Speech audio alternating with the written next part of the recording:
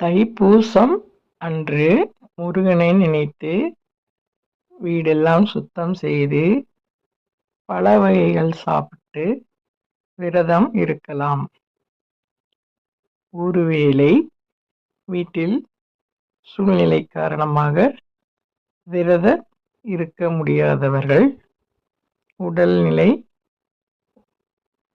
காரணமாக இருக்க முடியாத நபர்கள், குறுமிளகு பெப்பர் என்று சொல்கிற 6 குறுமிளகு எடுத்து ஒரு சின்ன மஞ்சள் துணியில் மஞ்சள் போட்டு துடைத்து அந்த துணியில் இந்த குறுமிளகை கட்டி உங்கள் பிரார்த்தனையை சொல்லி முருகனை கும்பிட்டு அதை பத்திரமாக பாதுகாக்க வேண்டும்.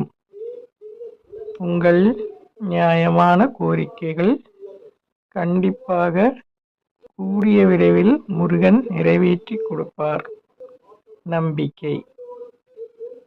6 குறுமிளகாவும் யார் பிரார்த்தனை செய்தார்களோ அவர்களுக்கு அந்த காரியம் நடந்த பின்பு அவர்கள் அதை சாப்பிடலாம். பார்த்து பார்த்து சிரிப்பதனால் பிள்ளை என்பதா உன்னை குழந்தை